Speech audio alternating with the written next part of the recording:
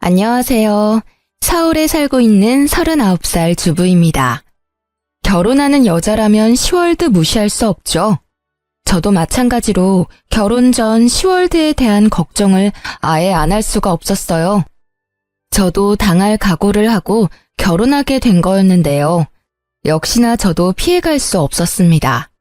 왜냐하면 시어머님이 될 분이 정말 대단한 분이거든요. 보통 결혼하기 전에 시어머님을 한번 찾아뵙잖아요. 전 결혼 전 시어머님을 뵙는 순간 나 시집살이 예약됐구나 라는 것을 단번에 느낄 수 있었습니다. 제가 어떤 시월드에서 결혼 생활을 하게 됐는지, 제가 얼마나 답답한 삶을 살았는지 털어놓고 싶어 결국 사연을 보내봤어요. 남편과 전 결혼할 때 양가 부모님께 도움을 받지 않았어요. 사실 제 친정 부모님께서 맏딸 시집 보낼 때 시댁에서 기죽을 일 없도록 가전제품이나 집 구입할 때 돈을 보태주고 싶다고 하셨어요. 저도 받고 싶은 마음이 있긴 했었지만 시댁에서는 결혼할 때 도와주는 부분이 일절 없기 때문에 저도 받지 않기로 했어요. 시댁에서 도와주는 게 없는데 친정 부모님께 지원을 받게 되면 아무래도 남편이 많이 불편해할 것 같고, 남편도 이왕 이렇게 된 거 부모님 도움 없이 결혼하자고 하더라고요. 그래서 그렇게 하기로 결정했었죠. 근데 전 결혼을 준비하는 과정에서 시어머님의 태도 때문에 엄청 열받았었어요. 시어머님의 간섭이 너무 심했기 때문인데요. 웨딩드레스 고르는 것부터 신혼집 구하는 것까지 하나하나 본인 스타일 위주로 고르려고 하더라고요. 처음엔 듣는 척만 하고 제 주관대로 진행했는데 왜 본인 말을 듣지 않냐고 화내시더라고요. 이 웨딩드레스가 너한테 어울린다니까? 왜 말을 안 듣니? 어머님이 고르신 게 이쁘긴 한데 너무 비싸기도 하고 제 체형에 어울리지도 않아요. 제가 고른 게 어머님이 고른 것보다 가성비가 좋기도 하고 제 체형에 딱 맞아요. 이왕 하는 결혼식 비싼 드레스 입고 하면 좋잖아. 요즘 애들 어른이 얘기하면 듣는 척이라도 해야 하는데 본인들 말이 무조건 맞다고 우기는 거 보면 짜증나 정말. 엄마, 우리가 결혼하는 거야. 누가 보면 나랑 엄마가 결혼하는 줄 알겠네. 우리가 결혼하는데 사사건건 엄마가 왜 이거 해라 저거 해라 하냐고.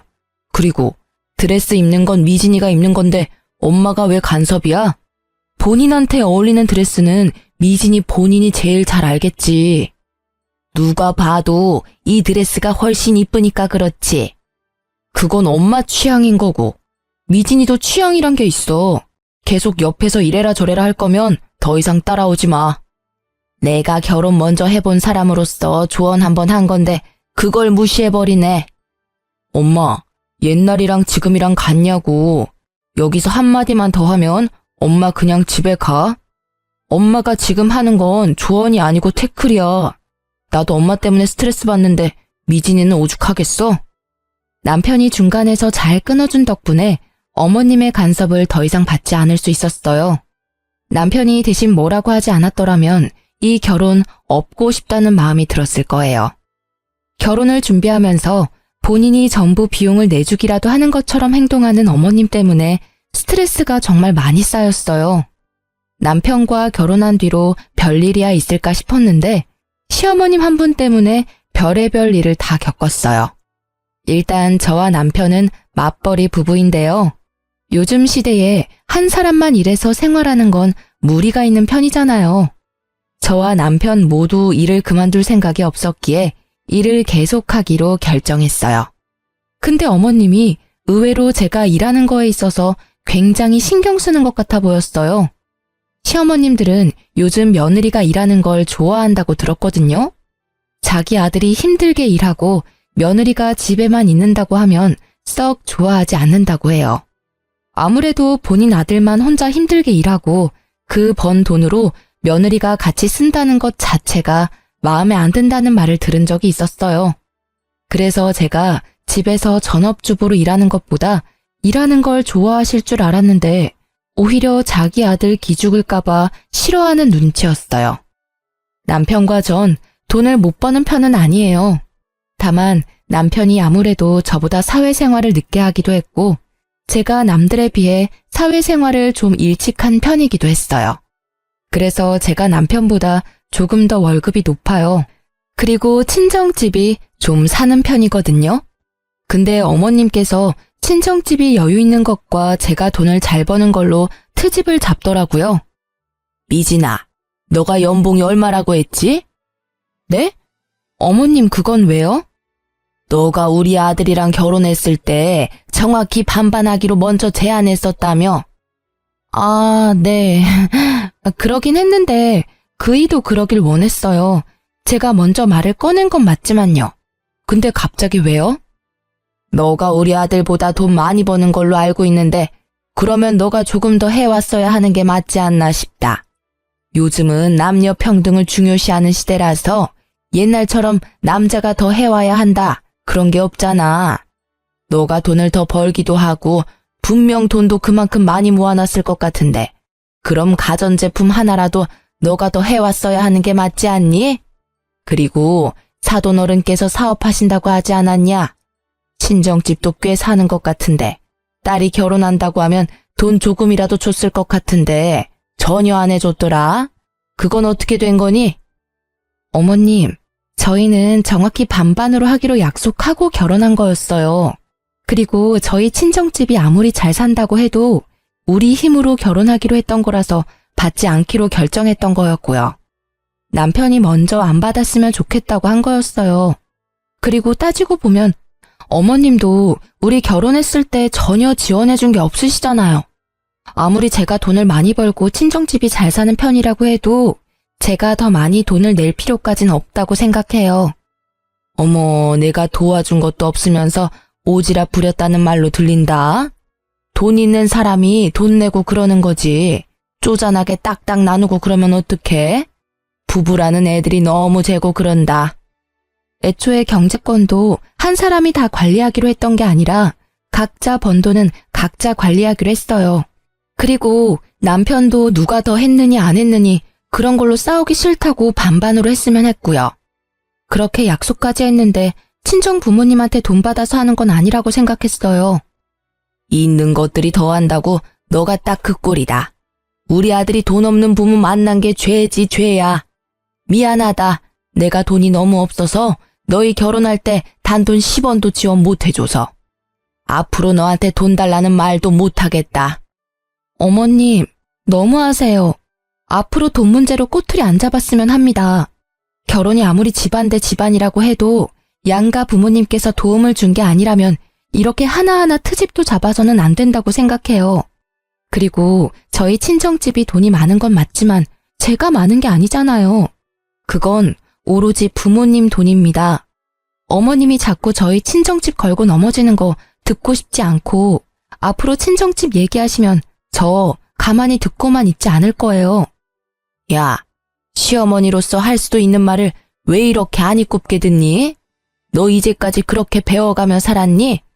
이제 막 시집 온 애가 못하는 말이 없네. 말 따박따박 대꾸하는 것 봐. 이제 너 남편도 아주 잡아먹겠다 얘. 제가 잘못한 부분이 있으면 이렇게 말하지도 않죠.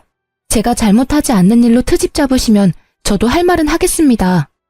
어머님과 대화할 때마다 이런 식으로 돈으로 시작해서 돈으로 끝날 때가 많았어요. 제가 돈을 좀 벌고 친정집이 잘 사는 편이니까 콩고물 떨어질 게 없나 생각할 때도 많았고요. 본인한테 조금이라도 돈이 들어오지 않거나 자기 아들이 조금이라도 손해보는 것 같으면 항상 자기가 돈이 없는 게 죄라면서 절 항상 나쁜 사람으로 만들더라고요. 제가 조금이라도 반박하면 며느리가 시엄마 잡아먹는다며 피해자 코스프레를 하는 편이신데 남편은 원래 어머님이 이런 성격인 걸 아니까 어머님이 이간질을 해도 믿지 않고 중간 역할을 잘하고 있어요. 그런 어머님께서 제 돈을 제대로 탐한 사건이 있어요. 제가 다니는 회사는 보너스가 자주 나오는 편이에요. 한 번 줄 때마다 나름 많이 주는 편이거든요. 언제 한 번은 제가 회사에서 100만 원 보너스를 받은 적이 있었어요. 보너스는 거의 현금으로 주는 편이라서 이번에도 현금으로 받았었는데요. 제가 현금을 받으면 바로 통장에 입금하지 않고 집에 보관할 때가 많았어요. 그 당시에 주변에 결혼하거나 돌잔치를 하던 친구들이 많은 편이라서 현금이 생기면 되도록 직접 가지고 있었어요. 집에 현금을 따로 보관하는 작은 핸드백이 있었는데 그때도 당연히 그 가방에 100만 원을 넣어놨었어요. 보너스를 받고 난 뒤 보름 뒤에 친구 결혼식이 있었는데요. 그래서 전날 미리 축의금을 봉투에 담아두려고 현금을 담아둔 가방을 찾았는데 그 가방이 없어졌더라고요. 놀란 저는 남편한테 가방이 어디 있는지 물어봤는데 남편도 전혀 모른다고 했어요. 근데 남편이 며칠 전에 어머님께서 김치 두고 간다고 비밀번호를 물어본 적이 있었다고 합니다. 그 순간 어머님이 딱 의심되더라고요. 그래서 저와 남편은 모른 척하고 어머님을 저희 집에 불렀습니다. 어머님, 지난번에 저희 집에 와서 김치 두고 가셨다면서요? 제가 정신이 없어서 감사 인사를 못했네요. 아, 그럼 그때 내가 준 김치 아직도 안 먹어봤겠네? 지금이라도 알았으니 오늘 저녁에 먹어봐. 네, 근데 어머님, 혹시 그때 저희 집에 오셨을 때 제 가방 못 보셨어요? 검정색 핸드백인데요. 아, 그거? 내가 가져갔는데. 지갑이랑 핸드폰만 딱 넣고 다니기 좋아서 내가 가져갔었지. 그건 왜? 어머님, 그래도 그 가방 제 물건인데 말이라도 좀 하고 가져가셨어야죠. 거기 안에 현금 있었죠? 현금? 그건 왜? 그 가방 제가 현금 보관할 때 쓰는 가방이에요. 그거 돈 안 쓰고 그대로 두셨죠? 이따 집 가실 때 제가 집까지 차로 모셔다 드릴 테니까 그 가방 저한테 돌려주세요. 현금 그대로 담아서요. 나 그 현금 좀 썼는데 괜찮니? 어머님, 그 돈 쓰시면 어떡해요? 말도 없이 가방 가져갔으면서 그 현금까지 마음대로 쓰시면 어쩌자는 거예요? 엄마, 도대체 왜 그래? 남의 돈을 왜 마음대로 쓰냐고. 그냥 거기에 돈이 있기도 하고 내가 가방 가져갔는데 한동안 말이 없길래 당연히 까먹은 돈인가 보다 생각하고 썼지. 아이, 그렇다고 그렇게까지 화낼 일인가? 엄마, 그거 도둑질이야. 아무리 까먹은 돈이라고 해도 그렇지. 그걸 왜 엄마가 혼자 판단하고 써? 얼마나 썼길래 그래? 50만 원 정도 썼어. 그 가방 안에 있던 돈은 보너스 100만 원 말고도 여윳돈 200만 원이 더 있던 상태였어요. 총 300만 원이 있었던 상태인데 어머님께서는 그 중에서 50만 원을 이미 썼다고 합니다. 처음엔 어머님이 쓰신 돈 안 받고 남은 금액만 돌려받을까 생각했었는데 어머님이 괘씸하기도 해서 돌려받기로 했습니다. 남편도 그렇게 하자고 했었고요. 저와 마찬가지로 어머님의 행동에 화가 많이 났었고 실망했다고 해요. 그래서 남편은 오히려 2배로 돌려달라고 말하기까지 했더라고요. 남편이 화를 크게 내니까 그 화를 이기지 못한 어머님께서 결국 저희한테 2배로 돌려주셨어요. 남은 금액도 그대로 돌려받았었고요. 엄마한테 그 돈 주는 게 그렇게 아깝냐고 크게 한 소리를 듣긴 했었지만 잘못된 건 바로 잡아야 한다고 끝까지 돌려받기로 했어요. 그 뒤로 한동안 어떤 일도 일어나지 않고 잠잠하게 지내고 있었는데 방심하고 있을 때 일이 하나 더 터졌어요. 제가 야근하지 않고 일찍 퇴근한 적이 있어요. 오랜만에 일찍 퇴근한 김에 남편과 외식하려고 기분 좋게 집에 가고 있었어요. 집 근처에 도착한 순간 아파트 정자에 앉아 계시던 동네 아주머니가 저한테 다가오더니 갑자기 제 등짝을 때리면서 욕을 하기 시작했어요. 이 여자야, 너 재작년에 여기 이사 온 년이지? 여기가 어디라고 너 같은 계집년이 이 동네로 이사를 와? 술집에서 몸이나 판 년이 눈만 높아가지고. 아무리 저렴한 여자라도 수준 높은 집은 알아가지고 너 때문에 우리 아파트 집값 떨어지면 책임질 거야? 당장 이사가. 그게 무슨 말씀이세요? 제가 몸 팔던 년이라니요. 너 술집 다닌다는 소문 내가 다 들었다. 너 시애미한테 다 들었어. 아무리 직업에 귀천이 없다고 하지만 넌 너무 천하다 천해. 시애미 말로는 너가 자기 아들이랑 결혼하고 싶다고 애걸복걸 엄청 했다고 하던데. 맞지? 아무리 천해도 그렇지 분수에 맞게 살아야지. 여기가 어디라고 너같이 천한 애가. 그리고 아무리 돈이 없는 년이라고 해도 뭐라도 들고는 와야지. 몸만 달랑 갖고 올 수가 있니? 제가 동네 아주머니 붙잡고 자세히 얘기 좀 해달라고 부탁했습니다. 알고 보니 시어머님께서 저에 대해 안 좋게 소문을 내고 다녔다고 합니다. 제가 남편과 살고 있는 아파트는 어머님 집과도 가까운 아파트 단지라서 제가 살고 있는 아파트 주민들 중에서 저희 어머님과 친한 아주머님들이 몇 분 계십니다. 저와 남편이 결혼 허락을 받았을 당시 어머님께서 반대를 심하게 하셨어요.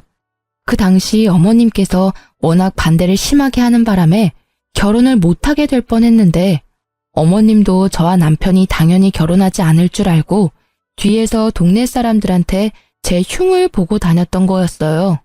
그것도 사실이 아닌 이야기들로 말이에요. 제가 술집에서 굴렀던 여자다, 돈이 없는 거지 집안에서 태어난 여자다, 남편 등골 빼먹는 여자다 등등 유언비어를 하고 다녔더라고요. 당연히 제가 남편과 결혼하지 않을 거란 생각에 그랬던 거였고요. 이 사실을 동네 아주머님께 듣고 나서 화가 난 저는 그대로 남편에게 말했습니다. 남편은 그 사실을 듣고 어머님께 바로 찾아가서 이 소문을 낸 사람이 엄마가 맞냐면서 따지기 시작했는데요. 엄마, 오늘 미진이가 아파트 옆 라인에 사는 아줌마한테 엄마가 낸 소문 다 듣고 왔대. 거지 근성이 있네 마네 그런 소리 전부 다 듣고 왔다는데? 엄마가 낸 소문 맞아? 어? 그게 무슨 말이야? 내가 이상한 소문을 내다니. 난 그런 적 없다. 아무리 내가 입이 가볍다고 해도 며느리에 대해 안 좋게 말하고 다니겠니? 엄마가 미진이에 대해서 안 좋게 소문낸 사실 맞냐고. 남편이 어머님을 계속 추궁하니 어머님은 솔직하게 인정하고 터놓았습니다. 어머님이 인정하는 순간 얼마나 열받던지 어머님 한 분 때문에 동네에서 얼굴을 들고 다니지 못하게 됐습니다.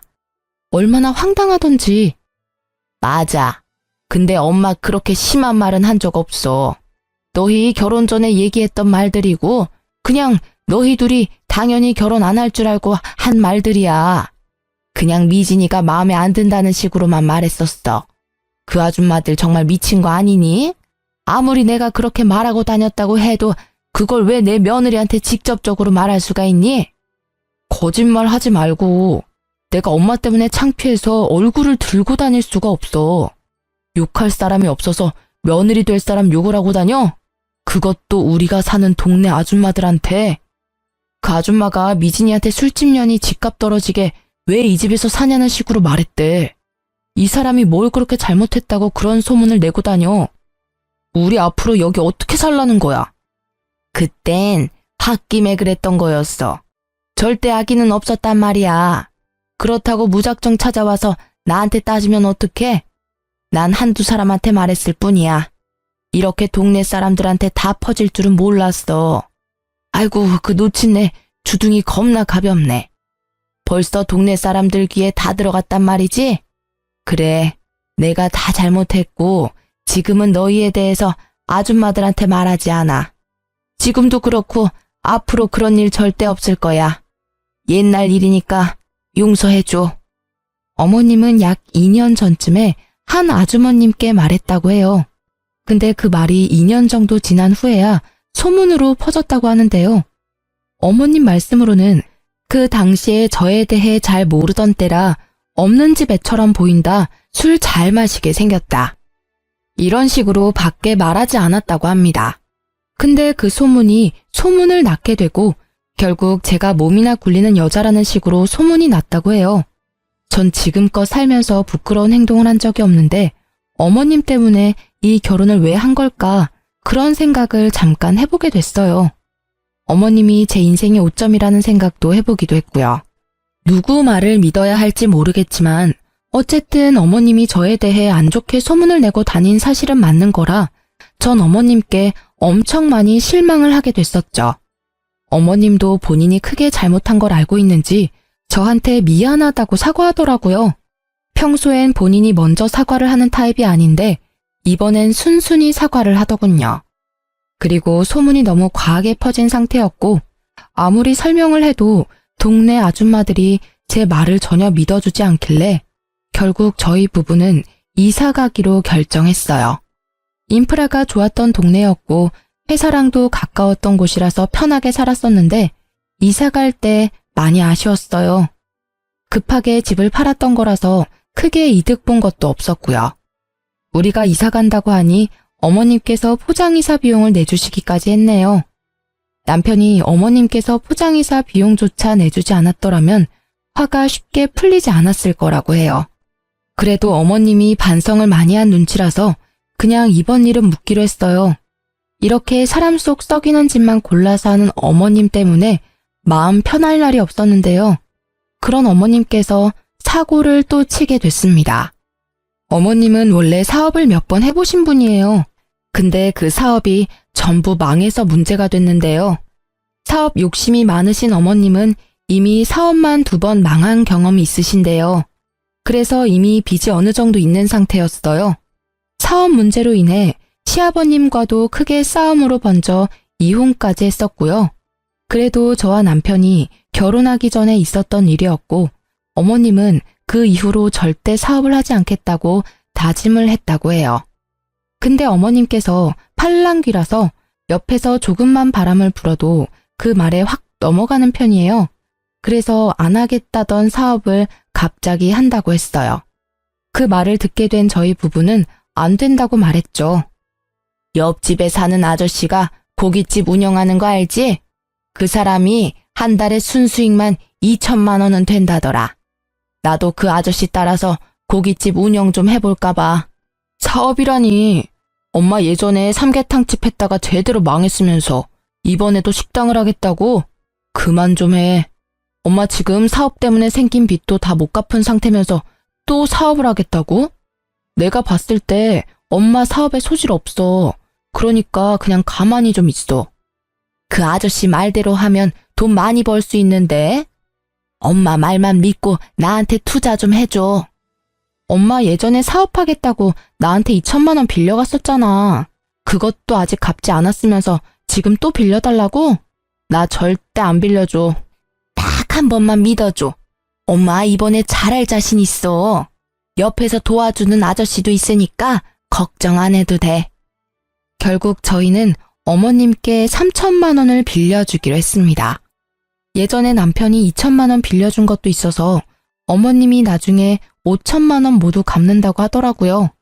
그리고 얘기를 들어보니까 저희한테 돈 빌린 거 말고도 주변 친구들께 1,000만 원, 2천만 원 이런 식으로 돈을 빌린 모양이에요. 그렇게 해서 빌린 돈만 억이 넘는다고 들었어요. 분명 어머님이 최대한 빠른 시일 내로 사업을 시작한다고 했는데 몇 달이 지났는데도 아무런 소식이 없더라고요. 그래서 어머님께 따로 연락을 드리게 됐어요.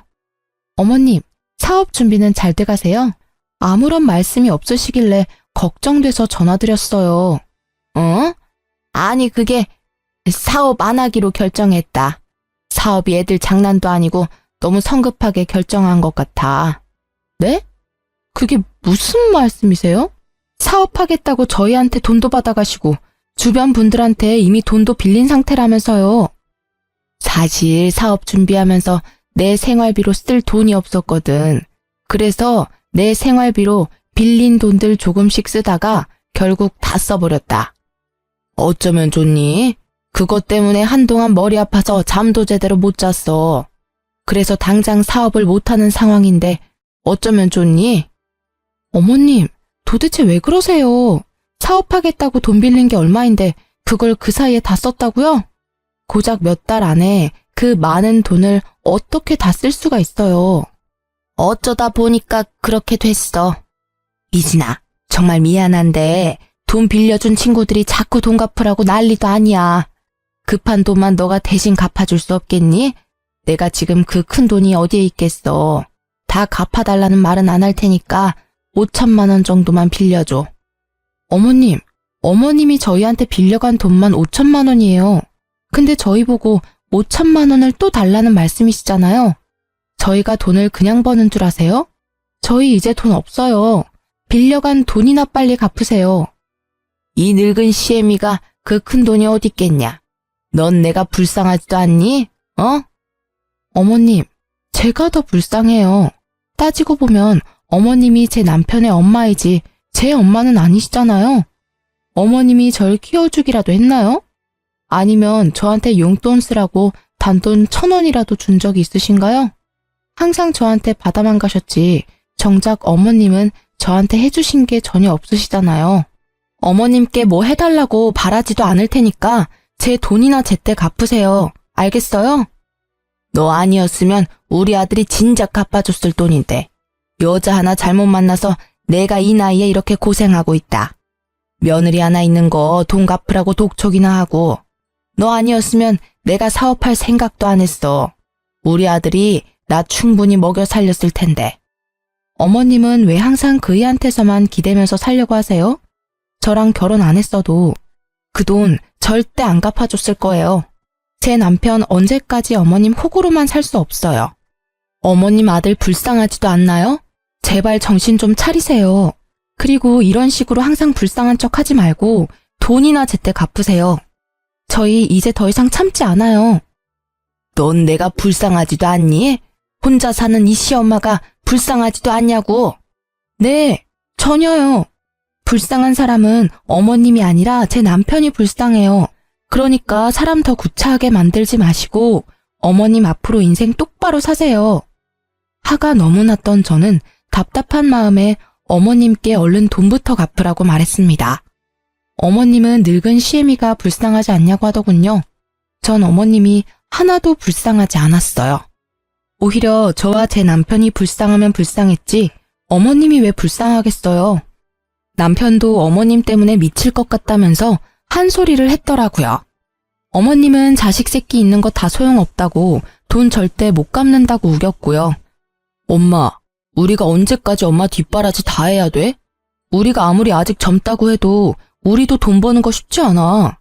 엄마가 사고 친 거 늘 수습해 줄 수 없다고. 우리도 이제 아이도 낳아야 하고 더 넓은 집으로 이사도 가야 하는데 엄마가 사고 친 거 수습하느라고 모아둔 돈 절반 이상이 사라졌어. 엄마도 이제 정신 좀 차리고 살아. 자식한테 부끄럽지도 않아? 내가 널 이제까지 어떻게 키웠는데? 너 이렇게 모질게 엄마 대할 거야? 엄마가 그 많은 돈을 어떻게 혼자 갚겠어? 젊은 너가 좀 도와줘야 하지 않겠냐고. 엄마가 날 언제 잘 키웠다고 그런 말을 해? 솔직히 엄마가 날 키운 게 아니라 나 혼자 잘 큰 거지. 이런 식으로 자꾸 안 갚으려고 하지 말고 당장 갚아요. 안 갚으면 평생 엄마 안 보고 살 거니까 그런 줄 알아요. 뭐? 엄마를 안 보고 산다고? 그래, 평생 보고 살지 말거라. 나도 너 같은 새끼 자식이라고 생각 안 하고 살으마. 그깟 돈 얼마나 된다고 참. 그 말 꼭 지키세요. 안 갚는 순간 우리 바로 소송 겁니다. 그런 줄 아세요. 그리고 돈 갚는 얘기 아니면 나한테 전화하지 말고요. 엄마 얼굴 꼴도 보기 싫으니까. 너 엄마 진짜 안 보고 살 거야? 그리고 소송이라고? 그게 애미한테 할 소리야? 엄마가 나한테 한 행동은 부모로서 잘한 짓이고 나 이제 부모 같지 않은 엄마한테 잘할 필요 전혀 없다고 봐. 그러니까 없는 전까지 떨어지게 만들지 말고 제발 조용히 좀 살아요. 남편도 어머님 때문에 많이 지쳤는데 안 보고 산다는 말까지 하더라고요.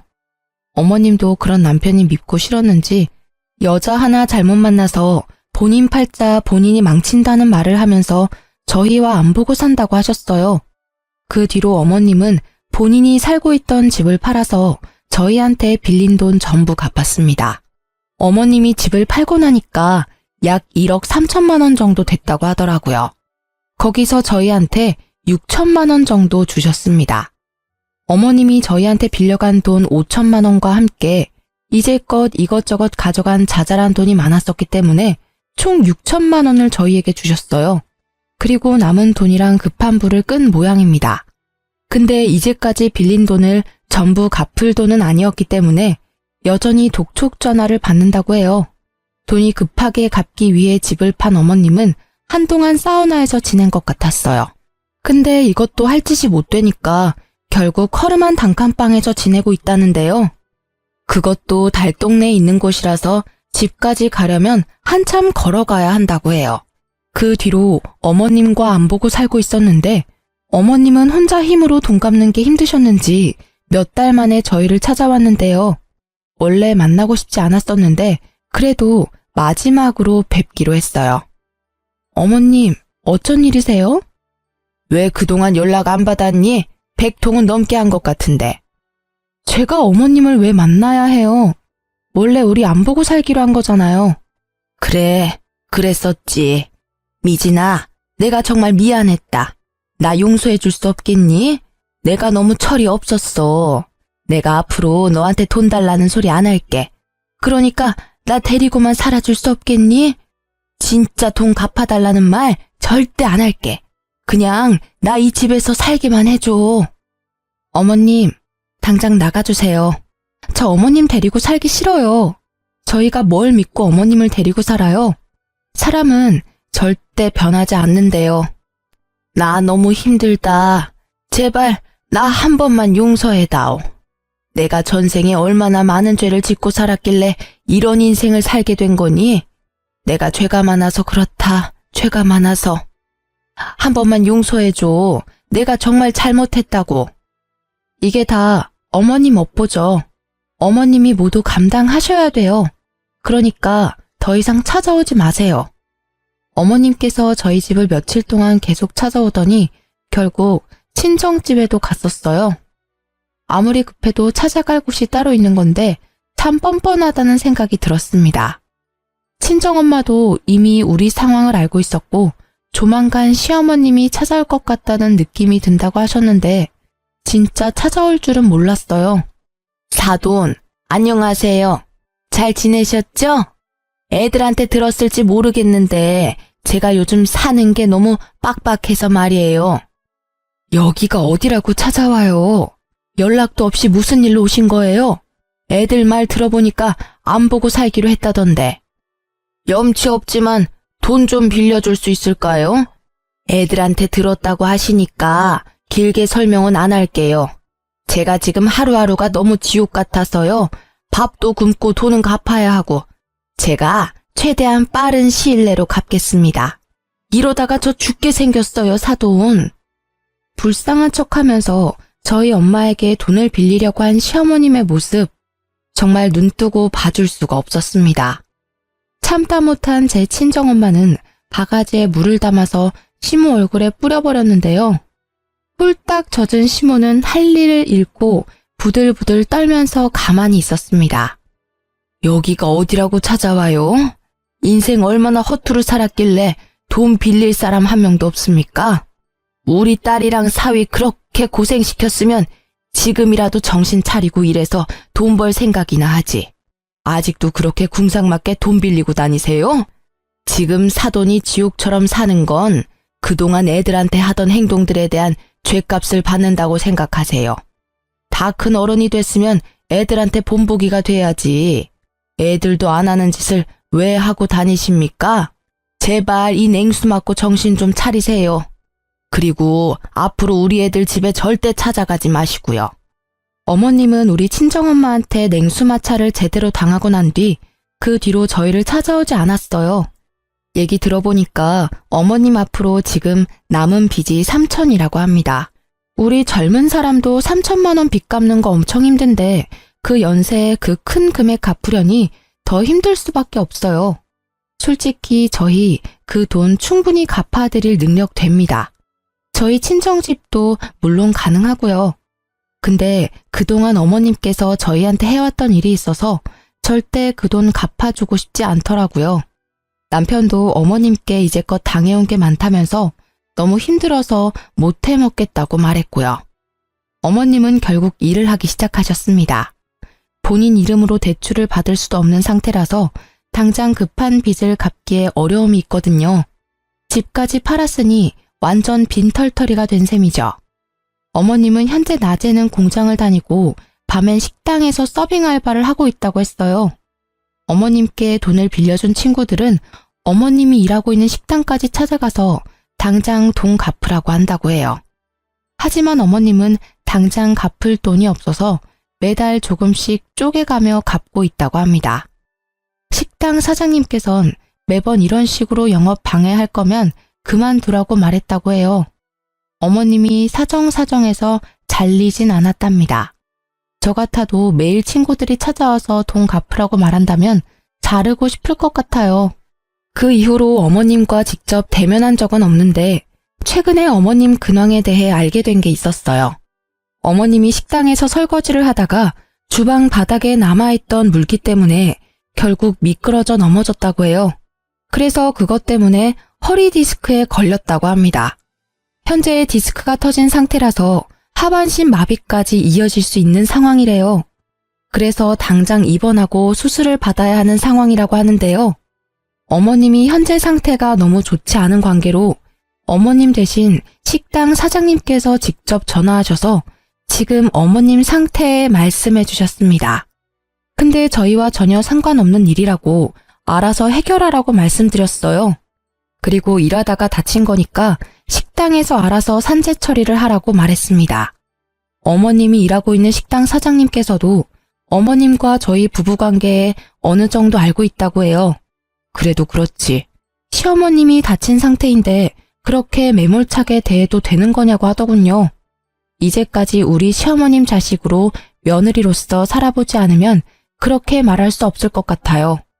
우리처럼 반응이 나오는 게 정상일 겁니다. 매정하다고 생각해도 어쩔 수 없어요.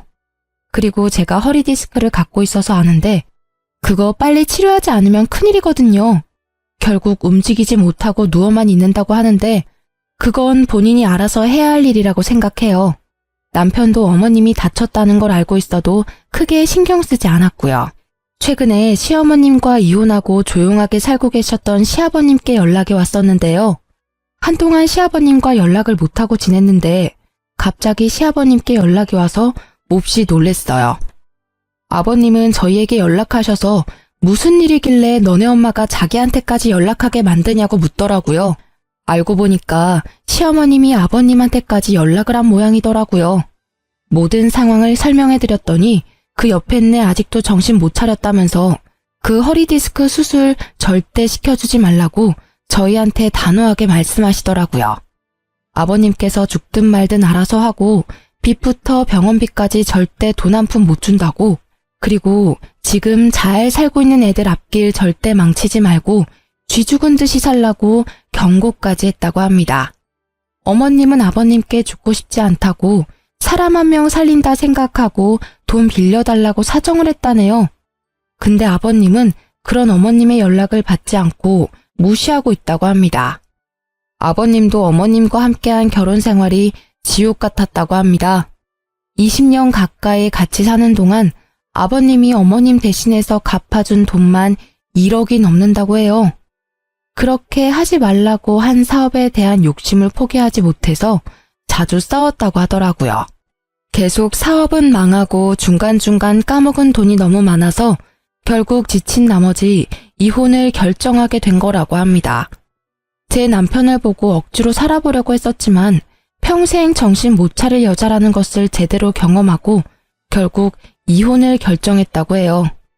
처음엔 제 남편 데리고 나올 생각이었는데 어머님이 자기 아들까지 뺏어갈 생각 죽어도 하지 말라고 했었고 기절까지 할 정도였어서 결국 제 남편만 두고 나왔다고 합니다.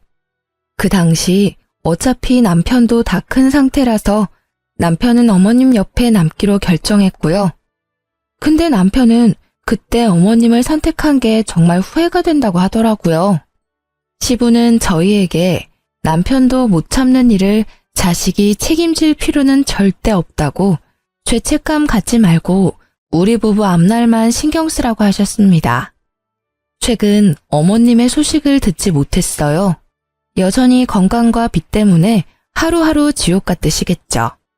저희 부부는 어머님과 연락을 안 한 뒤부터 모든 일이 잘 풀리기 시작했어요. 어머님 때문에 아버님과도 연락을 잘 못하고 있었는데 어머님과 연락을 안 한 뒤부터 아버님과 자주 연락하고 살았었습니다. 이혼하게 된 건 다 어머님 때문인데 어머님은 항상 아버님이 자기 그냥 버리고 간 나쁜 사람이었다고 욕을 했었거든요. 그래서 결혼식 올릴 때도 아버님을 초대하지 못했습니다. 항상 그게 마음에 걸렸었는데 이젠 아버님께 최선을 다해 잘해드릴 생각이에요. 남편도 울면서 아버님께 사과했고요. 오히려 아버님은 어른 때문에 자식이 괜히 고생만 하는 것 같다고 미안하다고 사과를 하시더라고요. 그리고 우리 결혼할 때 조금이라도 보태주고 싶었다며 저희한테 주기 위해 이제껏 돈을 모았다고 하더라고요. 무려 7천만 원이란 돈을 주셨습니다. 그리고 저희 부부는 아이를 갖게 됐는데요. 아이가 태어난 지 몇 달 되지 않았어요. 아이가 태어나기 전 조금 더 큰 집으로 이사 갔고요. 아버님이 저희에게 7천만 원을 주신 덕분에 수월하게 이사 갈 수 있었어요. 방이 4개인 집인데 아버님과 같이 살기로 했는데요. 처음에 아버님이 같이 사는 걸 피하셨는데 앞으로 저희가 효도 많이 하고 싶다고 사정사정을 해서 같이 살기로 했습니다. 말은 같이 살기 싫다고 말씀하셨지만 속으로는 많이 좋으셨나 봐요. 맨날 웃음만 가득하시고 우리 아기 돌보는 재미도 많이 있으신 모양이에요. 어머님과 이혼한 후 혼자 사시면서 많이 적적했을 텐데 지금이라도 제 남편과 행복하게 잘 살았으면 합니다. 그동안 해드리지 못한 효도 많이 해드리고 싶어요. 이제 막 태어난 아들도 아버님이 좋은지 남편에게 안겨있는 시간보다 아버님께 안겨있는 시간이 더 많아요. 아버님과 같이 살다 보니 어머님과 살았던 시간이 정말 최악이었다는 걸 몸소 느낄 수 있었습니다. 진작에 아버님을 모시고 살 걸 후회하기도 했고요. 남편은 지금까지 어머님과 같이 살았던 시간이 정말 지옥 같았고 힘들었다고 말합니다. 그동안 아버님께 자주 연락을 못 드린 게 정말 후회스럽다고 하고요. 아버님은 항상 아들이 그리워서 울었다고 하시는데 그 말을 듣는 순간 저희 부부는 많이 울었습니다. 다른 집 시어머님도 제 시어머님처럼 다 이러시는 건지 모르겠지만 전 제대로 시집살이를 겪었네요. 남편은 외동아들이라서 모든 걸 다 책임져야 한다는 책임감이 강했는데 그 책임감 이제 느끼지 않아도 돼서 너무 행복하다고 합니다.